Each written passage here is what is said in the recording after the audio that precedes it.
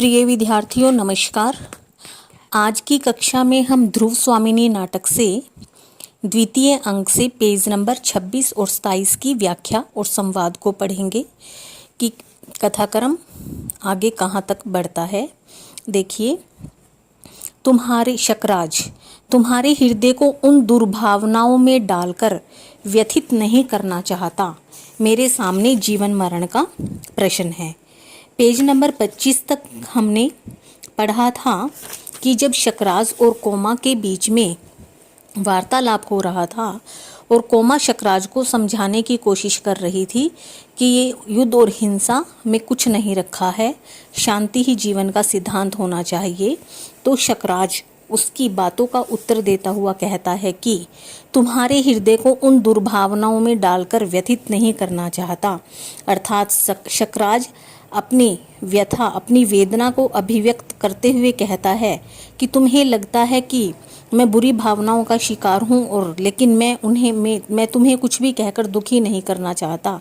मेरे सामने जीवन मरण का प्रश्न है।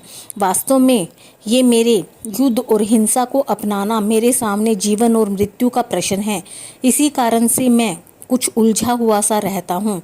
कोमा को शकराज की युद्ध और हिंसा की ये बातें पसंद नहीं आती है और वो शकराज के प्रश्न का उत्तर इन गद्य पंक्तियों में देती हुई कहती है कि आगे की गद्य पंक्तियां महत्वपूर्ण हैं। देखिए कोमा क्या कहती है। प्रश्न स्वयं किसी के सामने नहीं आते। मैं तो समझती हूँ कि मनुष्य उन्हें जीवन के लिए उपयोगी समझता है। कहती है कोमा शकराज के प्रश्न का उत्तर देती हुई कहती है कि जिन समस्याओं में आप उलझे हुए हैं वे समस्याएं भी आपके द्वारा ही उत्पन्न की गई हैं। ये प्रश्न और समस्याएं अपने आप से कहीं से नहीं आती हैं, अर्थात मनुष्य इन्हें स्वयं पैदा करता है। सभी समस्याएं और सभी प्रश्न मनुष्य के स्वयं के बनाए हुए हैं। जिस प्रकार से मकड़ी की तरह लटकने के लिए वह अपने आप ही जाल बुनता है, जीवन का प्राथमिक प्रसन्न उल्लास मनुष्य के भविष्य में मंगल और सौभाग्य को आमंत्रित करता है, उससे उदासीन न होना चाहिए। महाराज, कोमा कहती है कि जिस प्रकार से जो मकड़ी होती है अपने चारों तरफ अपना जाल स्वयं ही बुनती है, उसी प्रकार मनुष्य भी अपने चारों ओर समस्याएं और प्रश्न खुद ही खड़े करता है। इतना ही नहीं, उन समस्याओं और प्रश्नों को वह उपयोगी एवं सार्थक मानता है, क्योंकि मानव अपने यश की वृद्धि या उन्नति की इच्छाओं के लिए स्वयं ही समस्याओं में फंसता जाता है और फिर मकड़ी की भांति उनमें उलझा रहता है और उनमें से निकलने के लिए वह फिर बाद में छटपटाता है और परेशान होता है। अर्थात कोमा की दृष्टि में युद्ध की समस्या अथवा संधि आदि के प्रश्न व्यर्थ प्रतीत होते हैं और वह कहती है कि जीवन के यौवन में उल्लास और मस्ती व्याप्त होनी चाहिए, क्योंकि अगर जब मनुष्य यौवनावस्था में है, अगर वह उस यौवनावस्था में जीवन के उल्लास और मस्ती को सुंदर तरीके से जिएगा तो वह अपने भविष्य को भी मंगलमय बना सकता है, जिसकी उसे उपेक्षा नहीं करनी चाहिए, क्योंकि यौवन का आनंद ही मनुष्य को भाग्यशाली बनाता है और यौवन से उदासीन होना मनुष्य को दुर्भाग्य की ओर ले जाता है। अतः कोमा कहती है कि महाराज, आपको युद्ध की नीति को त्याग कर यौवन के आनंद को स्वीकार कर उसे भोगना चाहिए। अर्थात कोमा की दृष्टि में युद्ध और हिंसा से महत्वपूर्ण यौवन का आनंद अमूल्य और जीवन का सर्वश्रेष्ठ अंश है। आगे देखिए, शकराज सौभाग्य और दुर्भाग्य मनुष्य की दुर्बलता के दो नाम हैं। कोमा के इस सारे वार्तालाप को, इन सारे प्रश्नों को सुनकर, उसकी सारी बातों को सुनकर शकराज उत्तर देता हुआ कहता है कि सौभाग्य और दुर्भाग्य मनुष्य की दुर्बलता के नाम हैं। मैं तो पुरुषार्थ को ही सबका नियामक समझता हूँ। जब कोमा शकराज की युद्ध एवं हिंसा की नीति का विरोध करती है और यौवन के आनंद को अनुभव करने के लिए कहती है, तो शकराज कोमा के इस विचार से सहमत नहीं होता है। वह कहता है कि मैं तो परिश्रम करने में विश्वास करता हूँ। मैं सौभाग्य और दुर्भाग्य ऐसा विधाता ने लिखा है, इस बातों में विधाता के विधान में विश्वास नहीं करता। सौभाग्य और दुर्भाग्य तो मनुष्य की कमजोरी के नाम हैं। अर्थात जो लोग कमजोर होते हैं या कायर होते हैं वह सौभाग्य और दुर्भाग्य का सहारा लेते हैं। शकराज कहता है कि वह तो परिश्रम को ही जीवन के सब व्यवहारों का निर्णय करता या नियता मानता है। कि वह कहता है कि वह कभी भी पुरुषार्थ ही सौभाग्य को खींच सकता है। वो कहता है कि मनुष्य का पुरुषार्थ करने से ही सौभाग्य प्राप्त होता है। हाँ, मैं इस युद्ध के लिए कभी उत्सुक नहीं था, मैं ही दिग्विजय के लिए नहीं निकला था। तुम्हें लगता है कि मैं युद्ध और हिंसा करना चाहता हूँ और युद्ध में विश्वास करता हूँ और युद्ध करने के लिए उत्सुक हूँ, अर्थात मैं इस युद्ध को लड़ने की कोई इच्छा नहीं रखता था और न ही मैं इस संसार को विजय करने के लिए निकला था। युद्ध की पहल तो रामगुप्त के पिता सम्राट समुद्रगुप्त के द्वारा की गई थी। मैं तो उसी का प्रति उत्तर दे रहा था और युद्ध के लिए उन्हें निमंत्रण भेज रहा था। अर्थात कि एक राजा को अगर दूसरा राजा युद्ध के लिए निमंत्रित करता है तो उसके प्रति उत्तर में एक दूसरे राजा को भी अपना पुरुषार्थ कार्य कर उसे उत्तर देना ही पड़ता है। संसार के नियम के अनुसार आप अपने से महान के सम्मुख थोड़ा सा विनीत बनकर इस उपद्रव से अलग रह सकते थे। कहती है, जो संसार में व्यवहारिक रूप से जीवन जीने का नियम है, सिद्धांत है, उस नियम के अनुसार यदि आप थोड़ा सा विनम्रता पूर्वक व्यवहार कर लेते, अर्थात आप अगर आप यह सोचते कि मेरे आत्मसम्मान की कोई विशेष बात नहीं है और मैं इस युद्ध को शांतिपूर्वक आराम से भी टाल सकता हूं, तो आप ऐसा भी कर सकते थे, लेकिन आपने ऐसा नहीं किया। शकराज, यही तो मुझसे नहीं हो सकता। शकराज कहता है कि जो तुम विनम्र होने की बातें करती हो यह मुझसे नहीं होगा, अर्थात यदि मुझे कोई युद्ध के लिए ललकारेगा तो मैं प्रति उत्तर में युद्ध का बदला युद्ध से लूंगा। अभावमयी लघुता में मनुष्य अपने को महत्वपूर्ण दिखाने का अभिनय न करे तो क्या अच्छा नहीं है।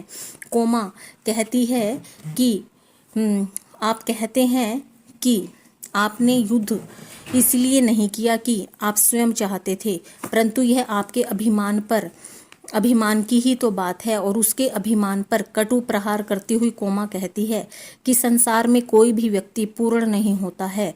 हर किसी व्यक्ति में कोई ना कोई कमी अवश्य होती है और उस कमी के चलते उसको अपने आप को कभी भी बड़ा नहीं समझना चाहिए। वास्तव में मनुष्य तो परमात्मा के सामने एक तुच्छ प्राणी है। कहती है कि मिथ्या घमंड के कारण ही मानव स्वयं को अत्यंत गौरवमयी समझने लग जाता है, किंतु वह तो वास्तव में विधाता के द्वारा एक रंगमंच पर कार्य करने वाले एक उस साधारण से अभिनेता के समान है जो किसी महान व्यक्ति का अभिनय करता है। के कहने का तात्पर्य है कि मनुष्य यदि अपनी लघुता को, कि मनुष्य उस परमात्मा के सामने कितना छोटा प्राणी है, इस बात को समझते हुए अपने आप को महान दिखाने का नाटक न करे तो उसका अधिक भला हो सकता है। का शकराज पर यह सीधा एवं कटु व्यंग है कि वह अपने आप को महान पुरुषार्थी समझने का घमंड ना करे। यह उस जैसे व्यक्ति के लिए उचित नहीं है। वास्तव में वह कहना चाहती है कि शकराज महाराज, आप युद्ध और हिंसा को स्वयं पसंद करते हो।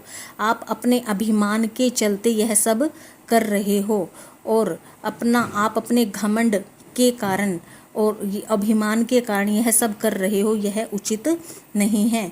अर्थात शकराज जैसे लोगों के चरित्र की वास्तविकता पर इन पंक्तियों में करारा व्यंग किया गया है।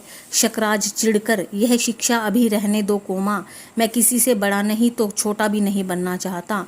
और की ये व्यंगपूर्ण बातें सुनकर शकराज के मुंह से जो कहलवाना चाहती थी वह आखिर में शकराज कह ही देता है, खिंचता है और चिढ़ता है और कहता है, रहने दो, अपनी शिक्षा अपने ही पास रखो।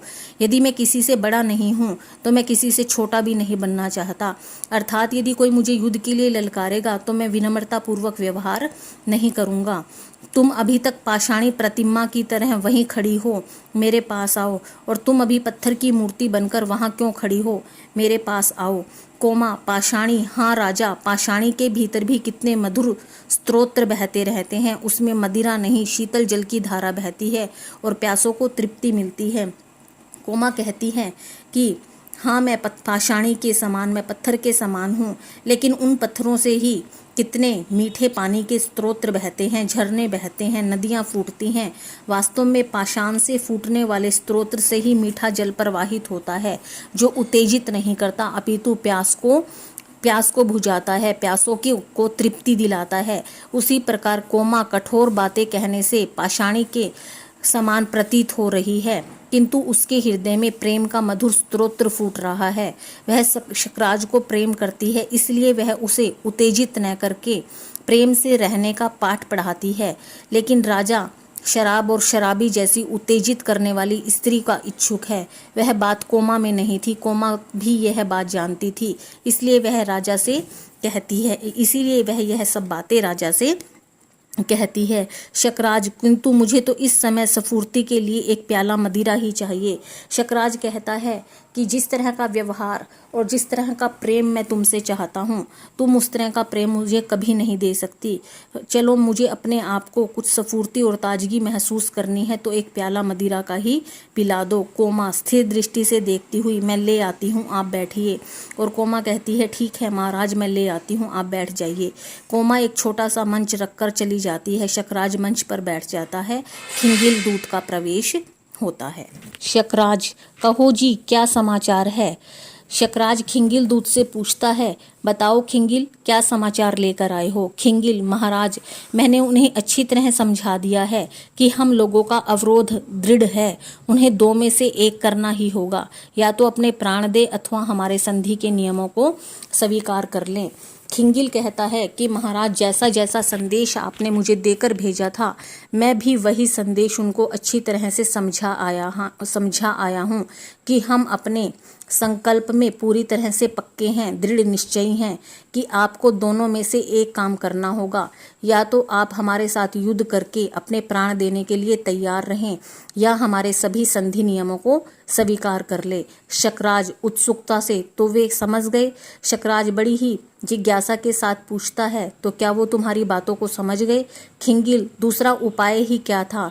यह छोकरा रामगुप्त समुद्रगुप्त की तरह दिग्विजय करने निकला था, और हाँ महाराज, उनके पास दूसरा कोई रास्ता ही नहीं था, इसलिए उन्होंने हमारे संधि के नियमों को स्वीकार कर लिया है। जो ये छोरा रामगुप्त है, सम्राट समुद्रगुप्त की तरह संसार को विजय करने के लिए निकला था।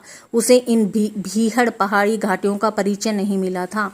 उसे क्या पता कि उसे शकराज जैसी पहाड़ी घाटियों को पार करना पड़ेगा, तभी वह अपने रास्ते को साफ करके आगे बढ़ सकता है। किंतु सब बातों को समझकर वह आपके नियमों को मानने के लिए बाध्य हो गया।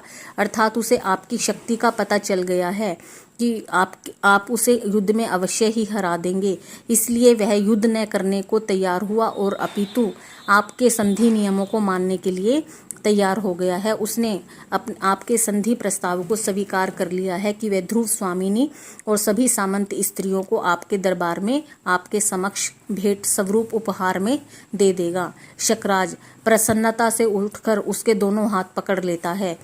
तुम सच कहते हो, मुझे आशा नहीं थी कि क्या मेरा दूसरा प्रस्ताव भी रामगुप्त ने मान लिया। शकराज को अत्यधिक प्रसन्नता होती है और उसके दोनों हाथ पकड़कर बड़ी ही खुशी के साथ झूमता हुआ कहता है, क्या क्या खिंगिल, तुम सच कह रहे हो। मुझे तो उम्मीद ही नहीं थी कि मेरा दूसरा प्रस्ताव भी रामगुप्त मान लेगा, अर्थात अपनी वाग्दत्ता ध्रुव स्वामिनी को मेरे समक्ष भेजने के लिए तैयार हो जाएगा। स्वर्ण के कलश में मदिरा लेकर कोमा चुपके से आकर पीछे खड़ी हो जाती है, और ऐसी बातें खिंगिल और शकराज में हो ही रही होती है कि सोने के कलश में शराब लेकर कोमा चुपके से आकर पीछे खड़ी हो जाती है। आगे देखिए। खिंगिल, हाँ महाराज, उसने मांगे हुए सब उपहारों को देना स्वीकार किया और ध्रुव स्वामिनी भी आपकी सेवा में शीघ्र ही उपस्थित होती है। खिंगिल, हाँ हाँ महाराज, आपने जो भी उपहार मांगे थे, आपने संधि प्रस्ताव में जो जो उनको देने के लिए कहा था, वह सभी उपहारों को देने के लिए तैयार हो गया है। यहाँ तक कि वह अपनी पत्नी ध्रुव स्वामिनी को भी आपको उपहार स्वरूप भेंट करने के लिए तैयार हो गया है और शीघ्र ही ध्रुव स्वामिनी आपकी सेवा में उपस्थित हो जाएगी। कोमा चौंक उठती है और शकराज प्रसन्नता से खिंगिल के हाथों को झकोरने लगता है। खिंगिल की ये सारी बातें सुनकर कोमा बड़ी हैरान हो उठती है कि शकराज ने संधि प्रस्ताव में ध्रुव स्वामिनी को मांगा है और प्रसन्नता से शकराज खिंगिल के हाथों को अपने हाथों में लेकर नाचने झूमने लग जाता है कि उसे ध्रुव स्वामिनी जैसी सुंदर नारी की प्राप्ति हो जाएगी। शकराज, खिंगिल, तुमने कितना सुंदर समाचार सुनाया। आज देवपुत्रों की स्वर्गीय आत्माएं प्रसन्न होंगी, उनकी प्राज्यों का यह प्रतिशोध है। खिंगिल, तुमने कितना अच्छा सुंदर समाचार सुनाया है। आज सभी देवपुत्र की जो मृत आत्माएं हैं, जो स्वर्ग में जा चुकी हैं, वो प्रसन्न हो गई होंगी कि तुम कितना सुंदर समाचार लेकर आए हो। यह उन सब की जो अभी तक पराजित हुए हैं, ये उन सब का बदला मैंने ले लिया है। वे सभी खुश हो रहे होंगे कि अपने वंशजों का बदला शकराज ने किस तरह से लिया है। हम लोग गुप्तों की दृष्टि में जंगली, बर्बर और असभ्य हैं, तो हमारी प्रतिहिंसा भी बर्बरता के अनुकूल ही होगी। गुप्त वंश वाले हमेशा ही हमें जंगली, बर्बर और असभ्य कहते आए हैं। अब उन्हें पता चलेगा कि हम कितने सभ्य हैं, अर्थात जब वो हमें असभ्य मानते ही हैं तो उसका प्रतिहिंसा के रूप में उस बर्बरता का बदला भी उसके हिसाब से ही लिया जाएगा। हाँ, मैंने अपने शूर सामंतों के लिए स्त्रियां मांगी थी और मैंने अब अपने शूर सामंतों के लिए स्त्रियां भी मांगी है, अर्थात उन्हें पता चल जाएगा कि वास्तव में ही शकराज, शक जाति के शक लोग किस तरह के होते हैं। खिंगिल, वे भी साथ आएंगी। खिंगिल कहता है, अच्छा तो क्या अब वो भी साथ में आ जाएंगी। शकराज, तो फिर सोने की झांझ वाली नाच का प्रबंध करो, इस विजय का उत्सव मनाया जाए और मेरे सामंतों को भी शीघ्र बुला लाओ। शकराज कहता है, तो फिर सोने की झांझ वाली नाच का प्रबंध करो। शकराज प्रसन्नता से झूमने लगता है और कहता है कि जो सोने की झंझनियाँ पहनकर नृत्य कर सके, उस नाच का प्रबंध करो और हम इस विजय का उत्सव मनाना चाहते हैं और मेरे सभी सामंत कुमारों को भी शीघ्र यहाँ बुला लाओ।